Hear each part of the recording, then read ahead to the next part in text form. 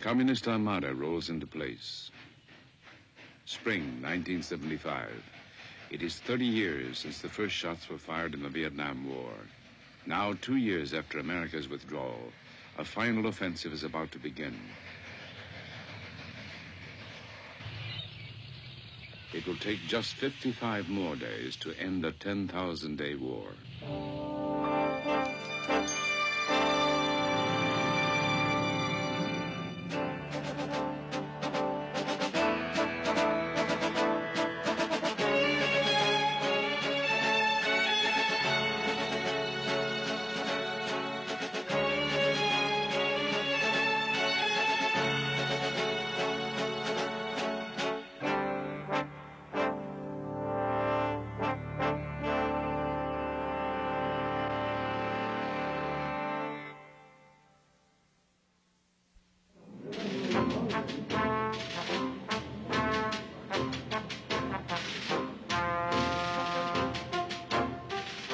January 1973, the Paris Peace Treaty is signed.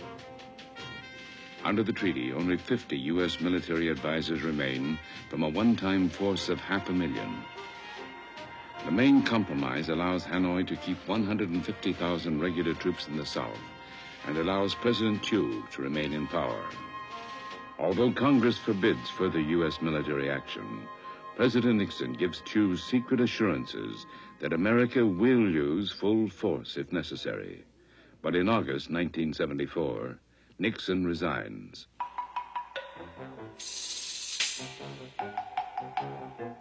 In December 1974, the communist leaders meet in Hanoi. They decide upon a 2-year program for military victory. Their immediate plan is to force Thieu from office. North Vietnam's chief strategist is Defense Minister Bo Nguyen Giap. Even in Saigon, people are opposing Thieu and trying to overthrow him. You can't survive if you go against the people's will.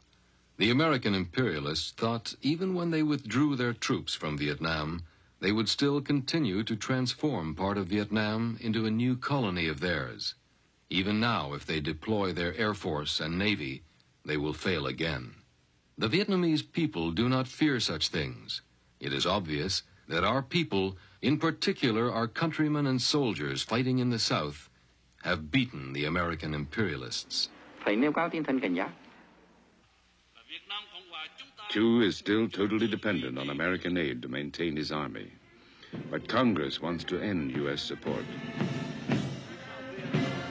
As American aid declines, so does South Vietnamese morale.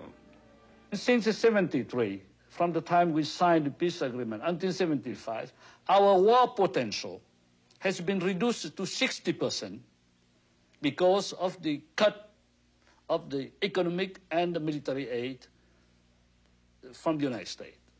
And that, I say that the Vietnamization has not been honestly done as promised by the United States. This is the main reason of the collapse of South Vietnam.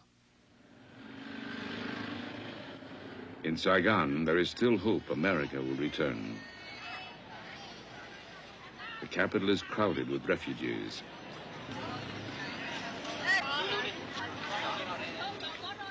Almost half the country's budget is spent on defense, yet war equipment is not being replaced. Hanoi now takes extraordinary efforts to ensure a surprise offensive. The field commander, General Van Tien Dung, is sent into South Vietnam, but to remain anonymous, he travels part of the way by bicycle. Journalist Wilfred Burchett. They went to great, considerable lengths to guard, keep secrecy. They kept secret the fact that Van Tien Dung had even gone to the south. They kept issuing birthday messages or congratulatory messages from Hanoi, signed in his name, and his car went to the staff headquarters at the same time every morning. And so at all levels, they were very conscious of the need for secrecy, and I think very effectively kept the secret. Hanoi moves 3 armored infantry divisions around Ban Mi Tut in the Western Highlands. Though Ban Mi Tut is a strategic center, only 4,000 South Vietnamese troops are deployed there. 2 a.m., March 10th, 1975. An artillery barrage opens the attack. Tanks spearhead the 25,000-man communist force. They encircle the city. By dawn, after 4 hours of intense artillery fire, North Vietnamese infantry penetrates the defenses.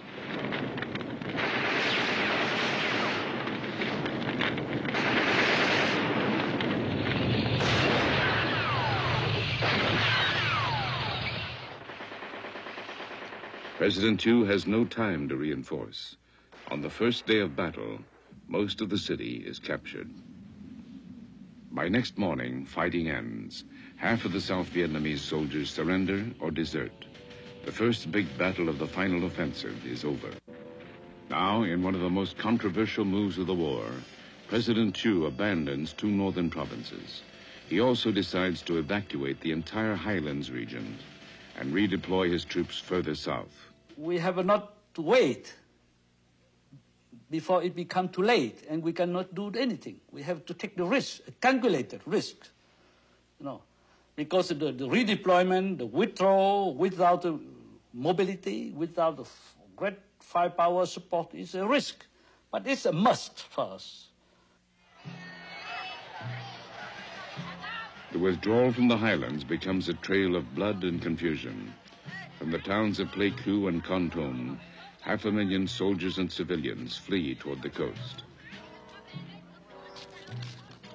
Military authorities choose an almost unusable highway, believing it safe from communist attack. They are wrong. The North Vietnamese fire on the retreat. It becomes known as the Convoy of Tears.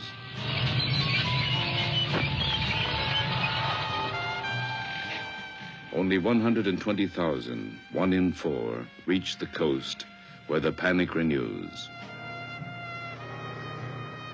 Survivors tell of babies and old people crushed by military vehicles, and of children dying on the road from hunger.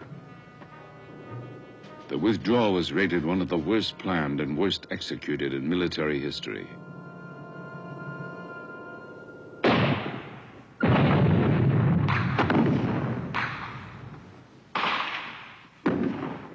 It has a domino effect. Province capitals begin falling at the rate of 1 a day. President Thieu now asks for urgent U.S. military action. Washington's response is relayed by Ambassador Bui Diem. By the time I rushed back home, half the country was lost already. And I did say frankly to all my friends that there is no more hopes from the U.S. side. It means that if the thing comes to worst, the American wouldn't come back again. So we have to think in terms of realities. In Saigon, strict censorship keeps hope in the headlines. Few Saigonese know the full military disaster. Publicly, Thieu says his troops are holding. Hanoi, March 18th. North Vietnam's leaders savor their biggest victory since defeating the French 21 years earlier. They decide on a daring new strategy to cut South Vietnam in half. The main prize will be the ancient city of Hue, Vietnam's old capital and spiritual center.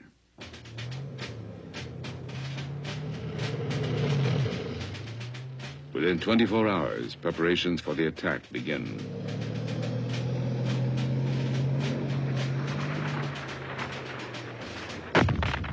Hue's northern defenses are hit first. Then heavy 130-millimeter guns hammer the southern and western approaches. Now Hue is cut off from Da Nang to the south. On March 25th, after a 3-day siege, Hue falls without resistance. The communist flag had flown here for 28 days during the Tet Offensive in 1968. This time, it will stay. The North Vietnamese advance continues almost unopposed as South Vietnamese forces break and run. At the first communist advance on Hue, the area commander orders retreat. Officers, then their men, abandon the city and its civilians. Their only escape route is the sea, south to Da Nang. In the panic, many troops drown trying to reach the boats. At Da Nang, there is a widespread belief that a deal has been made to abandon the city to the communists. 3 million people try to flee south.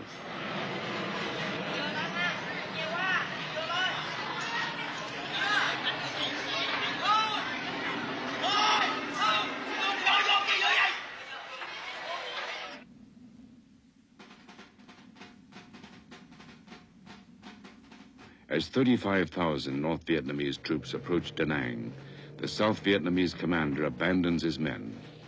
Other officers remove their uniforms and hide.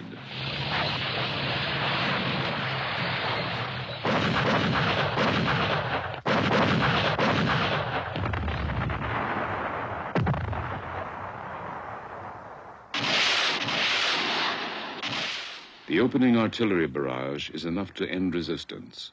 100,000 South Vietnamese soldiers surrender after being left leaderless. Da Nang falls in only 32 hours. Former Premier Nguyen Cao Ky.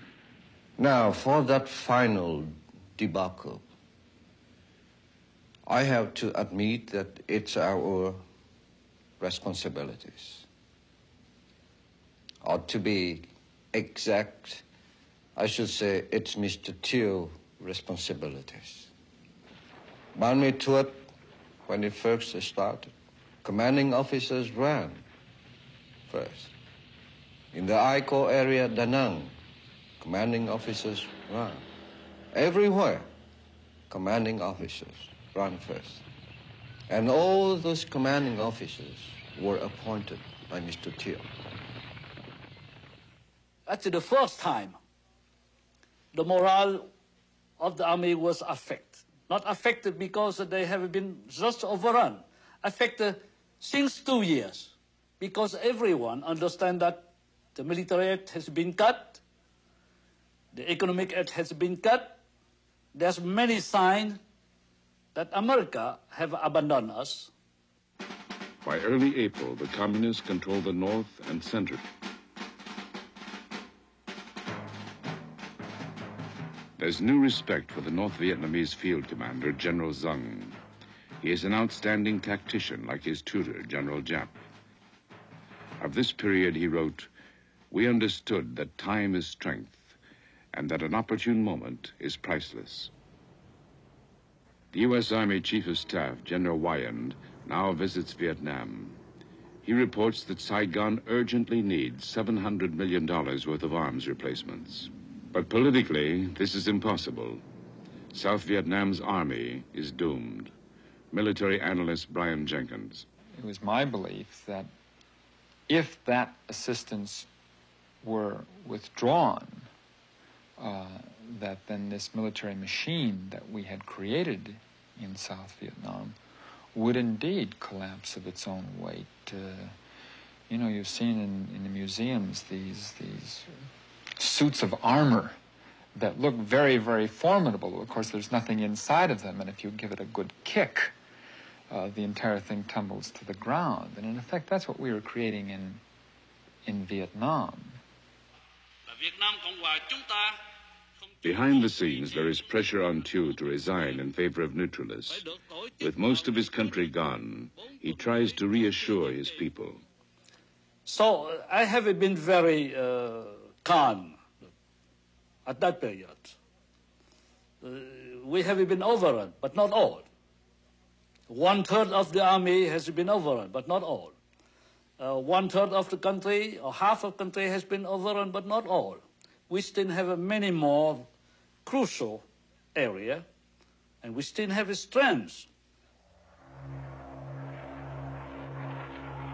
The only special American aid program is called Operation Baby Lift, the evacuation of 2,000 orphans to the United States. It begins tragically. A C-5A, the world's biggest transport plane, crashes outside Saigon, and 140 children die. The disasters in the field can no longer be hidden. Saigon begins to strengthen its highway perimeters. The communist advance is almost 2 years ahead of Hanoi's expectations. North Vietnam expert Wilfred Burchett.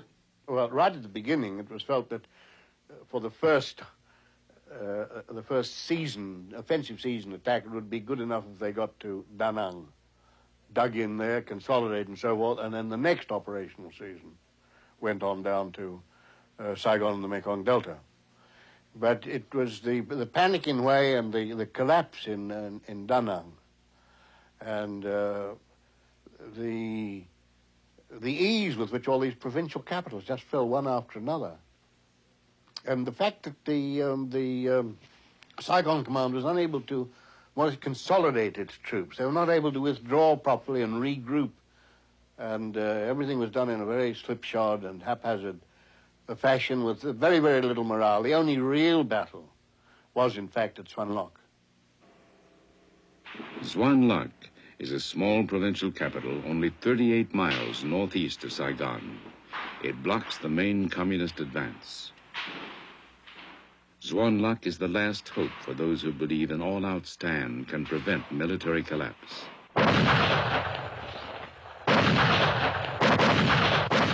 April 9th. The North Vietnamese opened fire on Xuan Loc. But this time, there is no easy victory.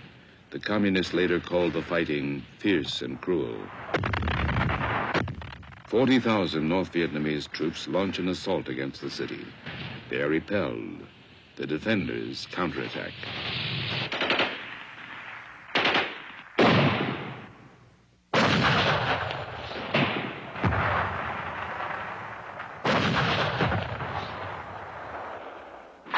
In anxious Saigon, the name Xuan Loc becomes synonymous with hope and heroism.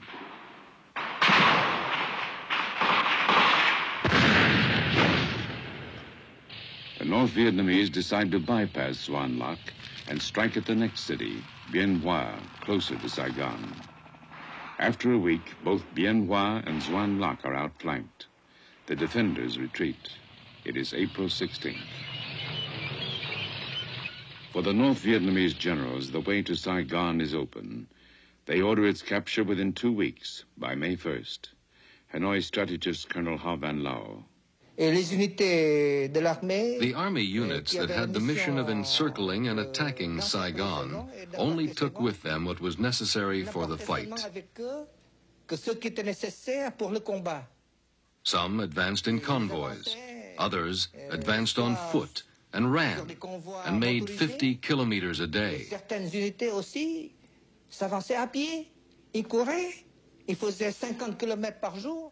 They didn't even eat, because it was the goal, the taking of Saigon, that was their first preoccupation.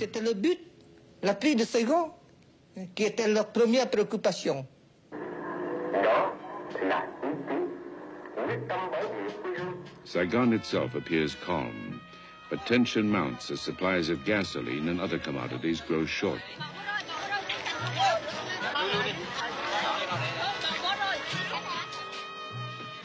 Refugees keep crowding in. Now the elite see no way out. Sincerely, I do not know what's going to happen next. So I know that I'm expecting something, but I don't know what.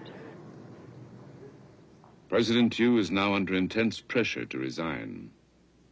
His suggested replacement is neutralist General Duan Van Minh, known as Big Minh. It's believed the communists might negotiate a coalition government with him. Senior CIA analyst Frank Snepp. Big Minh was a self-proclaimed neutralist.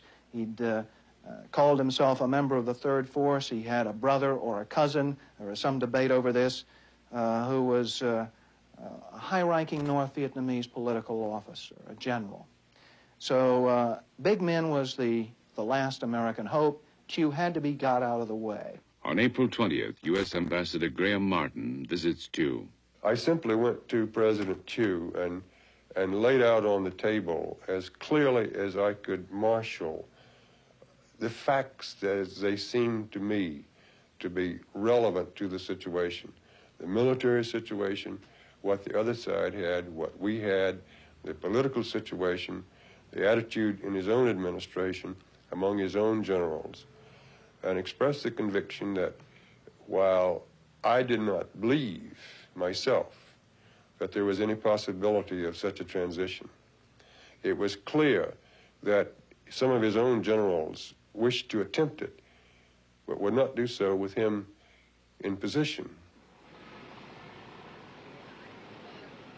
The next day, April 21st, Thieu resigns the presidency. As a caretaker government takes over, Thieu is hurried into exile. And it so happened that it was my job to get Thieu to the airport shortly after his resignation. And what a night it was. It was a starlit night. There were tracers out along the perimeters of Tonsanud Air Base. Several colleagues and myself from the CIA, as well as the CIA station chief, collected limousines. I was armed to the teeth because I had visions of what had happened to Ziem in 1963, ordered out of the car, cut down by young Turks. It was rather amusing to think back on it because we certainly couldn't have defended ourselves with the AK-47 under my seat, the snub-nosed .38 strapped on my hip. It was a great adventure. And I looked in the rear view mirror at Thieu's eyes, and they were glistening with tears at that point as we passed through the air base on the way to the airplane that was to whisk him out of the country. Thieu leaned over the seat, and he said, "Thank you for all you've done." And it came to me, thank you for what? For the 50,000 American lives that have been given here in Vietnam. And I thought about saying that, but being the the loyal bureaucrat I was, I kept my mouth shut, shook his hands. The man was crying. I guess he didn't need that final humiliation. He ran up to the airplane. There were cameras banging on various lapels. The suitcases were whisked aboard. And there was Ambassador Martin, immaculately tailored. He was wearing his horn rim glasses, I believe, looking very much like a professor, and nothing like an ambassador bidding farewell to the last vestige of the American experiment in Vietnam.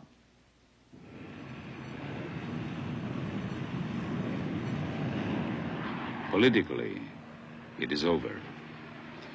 Thieu boards his flight into exile, carrying a lasting bitterness toward America.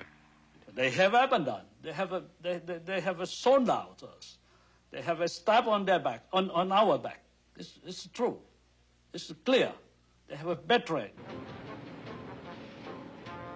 Now, over 3,000 people are leaving the capital daily.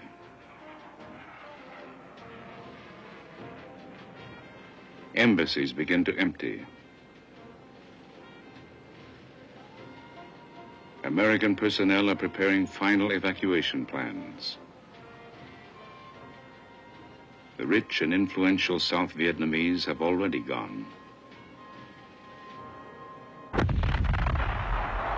April 23rd, 1975.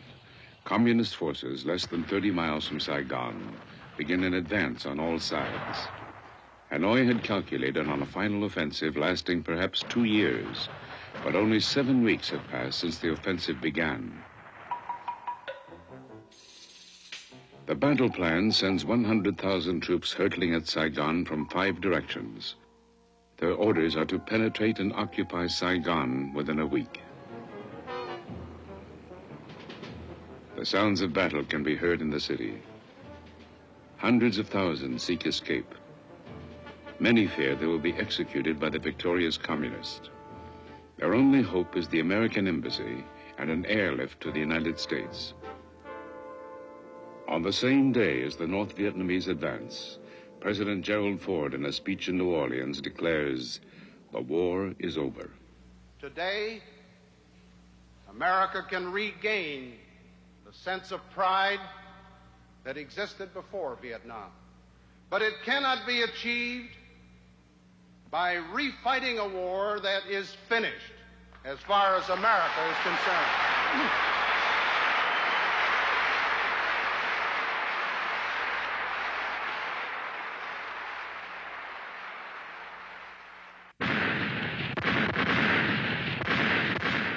Hanoi's divisions race into position.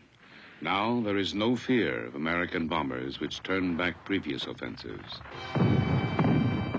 The communists sweep through the rubber plantations east of Saigon. The South Vietnamese, greatly outnumbered, only briefly resist. Soviet-built amphibious tanks easily bridge the rivers, then roll along the U.S.-built highways leading to the capital. Infantry convoys mop up resistance in villages and outposts. Long-range artillery disables Saigon's main airport. The siege is fully in place. Saigon is encircled. Within the city, 30,000 South Vietnamese troops await orders, but many senior officers have deserted. Saigon has a new government. It appeals for peace talks and a ceasefire. This goes unanswered.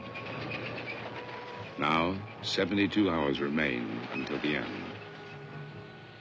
Saigon's armor attempts to seal off the main highways. Tens of thousands of refugees try to board the last helicopters leaving the city outskirts. But soldiers fleeing the battlefield commandeer the choppers and retreat into the capital.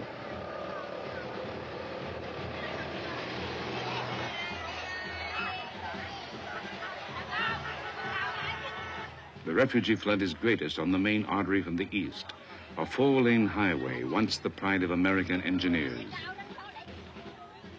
Civilians and retreating soldiers sweep aside checkpoints in their haste to escape the onrush of battle.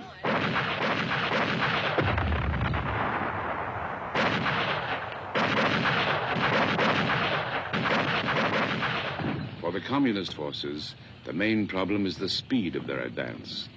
The troops are moving so quickly, it is difficult to supply them.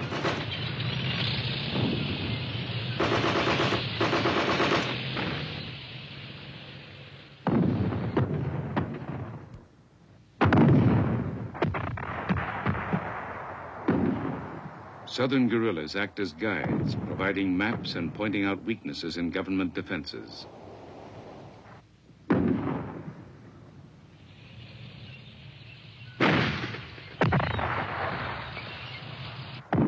By now, 20,000 communist troops are within 12 miles of the city. 30,000 more are moving in.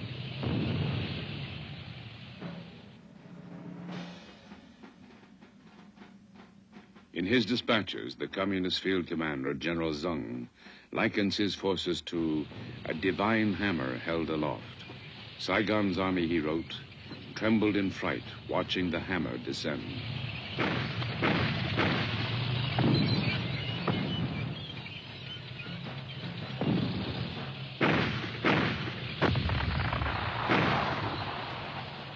But at a key bridge called Dong Nai, on the main eastern approach, the South Vietnamese put up a fierce resistance. The bridge changes hands several times before the communists secure it.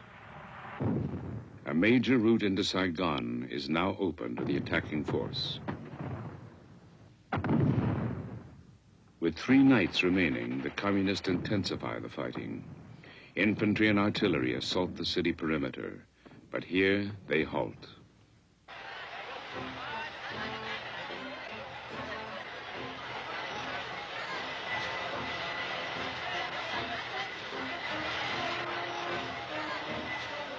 In captured areas, communist cameramen record the population tearing down symbols of their former government and celebrating in the streets. In Saigon, too, the streets fill. Here, the emotion is fear. The large Catholic population is especially nervous. Thousands gather to hear former Prime Minister Nguyen Cao Ky. He denounces his countrymen who have fled. Armed resistance can bring negotiations, Ky says.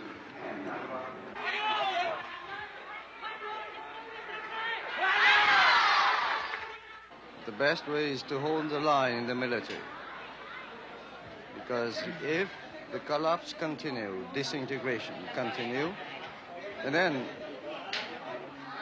there's no need for negotiation. But the communists send a grim warning. 5 rockets drop into a crowded Saigon slum, leaving 5,000 homeless. Now, fears of a bloodbath increase.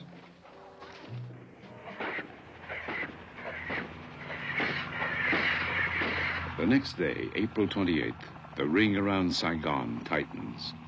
Saigon troops rush to the Newport Bridge on the city outskirts. North Vietnamese commandos hold the far side of the bridge.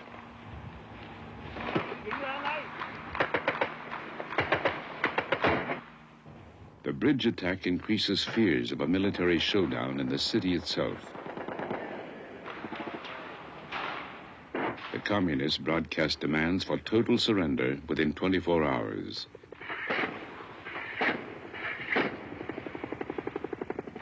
The deadline abruptly ends hopes for a political settlement, and it activates evacuation plans for 3,000 Americans. With the Newport Bridge attack, Saigon's discipline breaks. As the Army of South Vietnam makes a final stand, civilians loot the nearby American commissary. Deserting soldiers join in.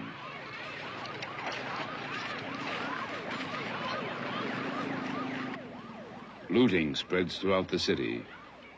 It is the last of the old life, the last hours and the death of a nation.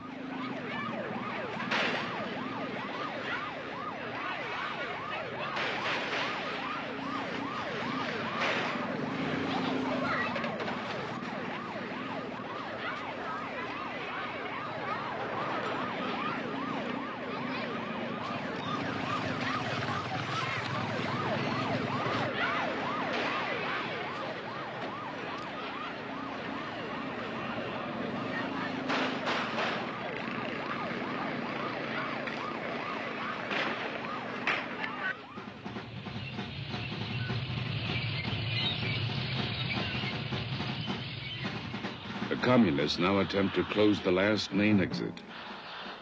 5 captured planes with North Vietnamese pilots bomb Saigon's Tan Son Nhut airport. A few hours later, long-range shells and rockets wrecked the airstrip, leaving no choice for Ambassador Graham Martin. And I picked up the phone and told Secretary Kissinger to inform the president that I had decided that we would have to go to option 4 to the helicopter airlift for the remaining Americans and for such Vietnamese as we could get out. Waiting off the southern coast is an evacuation task force of 3 American aircraft carriers with support ships and combat marines.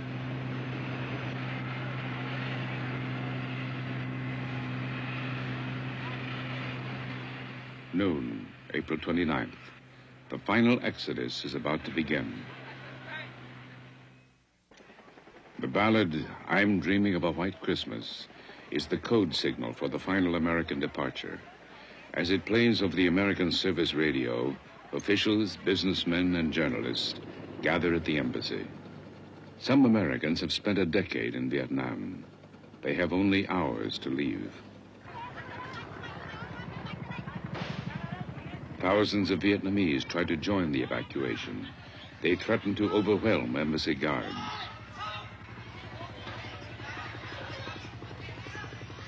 For years, the symbol of a wide-ranging war, the helicopters can now only land on the embassy roof or in its secluded compound.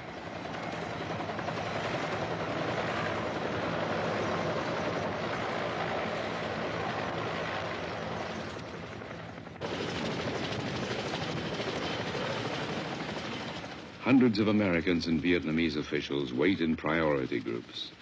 The Marines briefly return to Vietnam to keep order.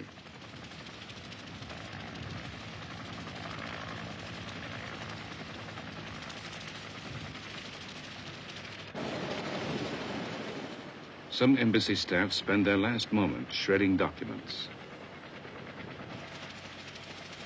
Each chopper takes an hour to reach the evacuation fleet.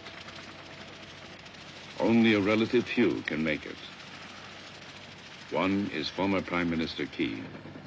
I landed on the Midway aircraft carrier And the admiral captain of the ship received me. And he left his office with his staff and just leave me alone. So I stood there for 15 or 25 minutes just crying by myself. I couldn't stop it. Even I said to myself, oh no, I'm a soldier. Never cry. But it happened.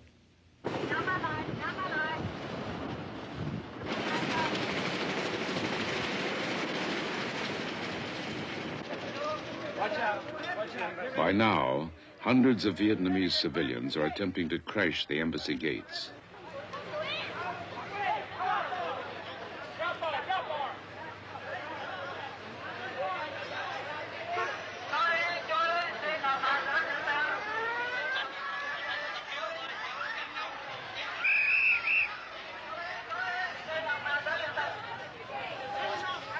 Only the most persistent break through and get a chance to escape.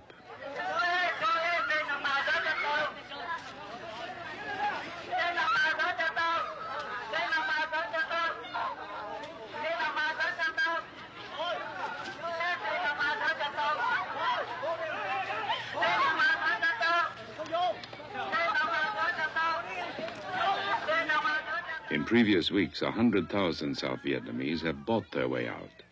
But the sudden American evacuation still leaves behind many long-serving Vietnamese. Senior CIA analyst Frank Snepp. I was sitting by the radios at the top floor of the embassy, monitoring the flow of intelligence as it continued to come in from various places.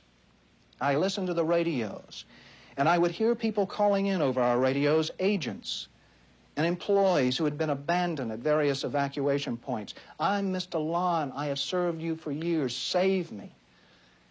I am Mr. Ha. Save me. And there was no way to save them then. That, I believe, was the most tragic thing for me on that final day.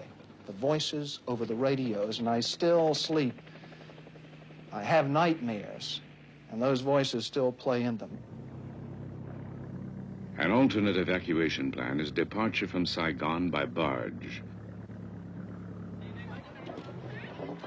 Though encircling the city, the communists make it known they want an uncomplicated end. They briefly delay their final assault to allow all Americans to leave.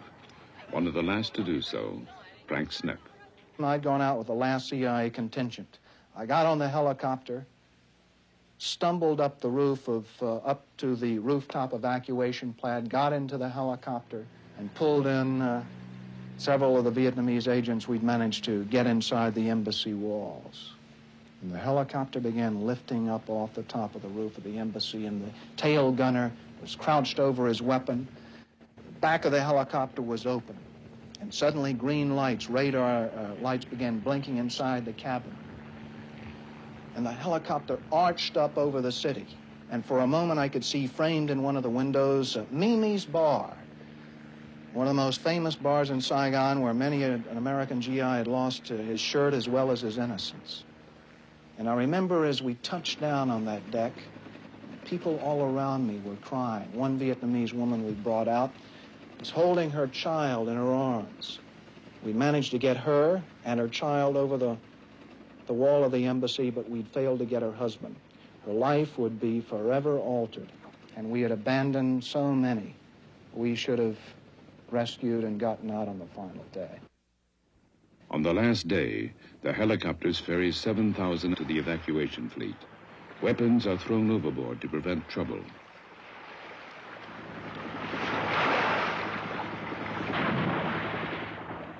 Dozens of helicopters flown by South Vietnamese pilots arrive uninvited. The $250,000 machines are ditched to make room for those still arriving.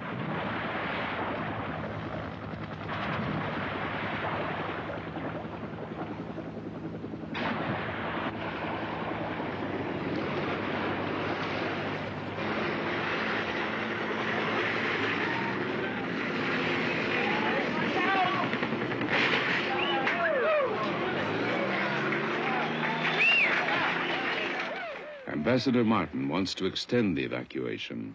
Washington rejects the recommendation as too risky. I then drove to my house to pick up my wife. I think the Marine Guard log showed that I was there for 11 minutes. She packed one bag and walked out. She had left everything that we had because, again, to provide this aura of stability, we had not packed anything because the minute that we had picked up one thing to send out, it would have been known all over Saigon. So she paid the sort of a higher penalty than I did in the sense of losing some of the treasured possessions of a lifetime. Martin is among the very last to leave. At 4:30 a.m. Saigon time, the senior American official in Vietnam gets a final order. This young helicopter pilot came into my office with this scroll on the back of a pad that I never forget it. I mean, the name of the helicopter was the Lazy Ace, I think. And the President of the United States directs that Ambassador Martin come out on this helicopter. Well, what do you do then? I mean, do you try to emulate Admiral Nelson and put your blind eye out of the telescope, you know? I mean, you didn't hear or you didn't get it. And then for 45 years, I had been a disciplined officer of the United States government, and that I would not sort of spoil it in the end by any act of disobedience, and so I got on the chopper and came out.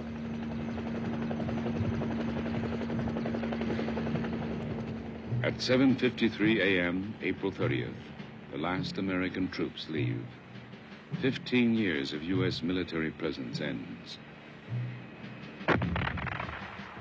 The communists converge on the capital in a five-pronged assault. They overrun Saigon Airport, occupy the military and police headquarters, then move through the garbage-littered streets past a dazed population. The final hours are mercifully bloodless.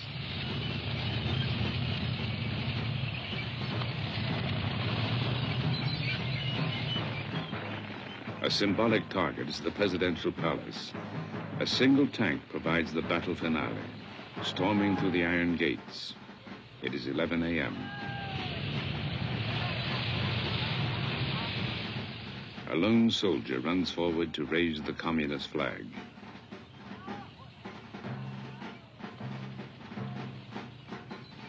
By noon, Hanoi's troops fill the city. Their flags are everywhere.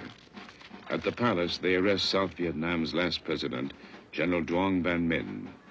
He is ordered to broadcast a message to his remaining troops. Lay down your weapons and surrender unconditionally. The communist field commander, General Zung, writes of these final victory hours.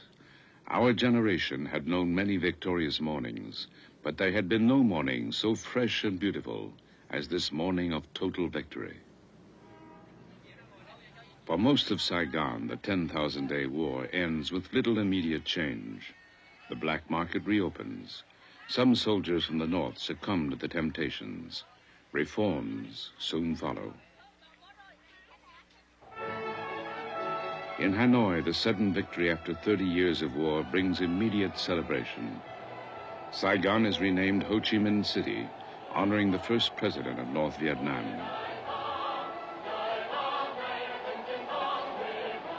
Prime Minister Pham Van Dong. We fought year after year in extremely hard conditions, which went beyond all imagination. Here I would like to repeat President Ho Chi Minh's words, which we consider as a motto, a banner. Nothing is more precious than independence and freedom.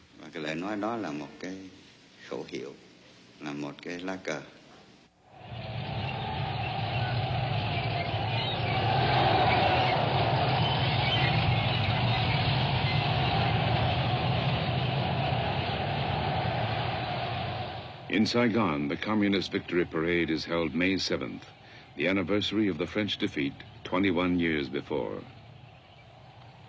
Ambassador Ha Van Lao. There were a lot of emotions at that moment. Everyone could breathe again. The war was over. Peace reestablished. And above all, we became the true masters of our own country, our own land, independent. Our first thoughts were of our venerated president, Ho Chi Minh, who was not there to see with his own eyes the most glorious moment in our history.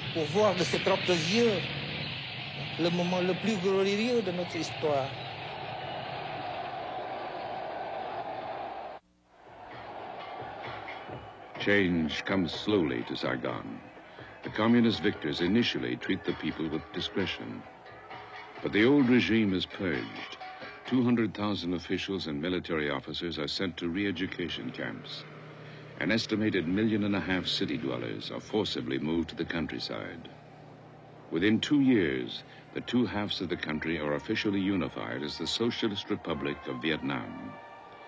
The Vietnamese People's Liberation Army began as a ragtag assortment of volunteers. The Soviet-equipped North Vietnamese Army, which parades through Saigon, is the 5th largest in the world. This impoverished agrarian nation built up a military force exceeded only by the great powers.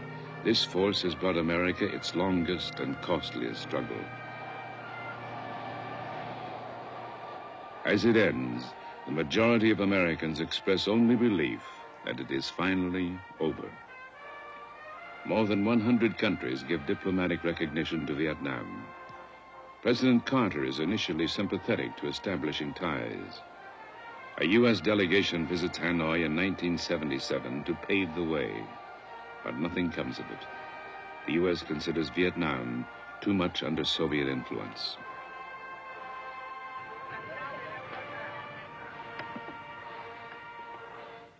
The twists of history and the impact of prolonged war leave Vietnam as a shattered land. But it is one land. The Vietnamese are now one nation.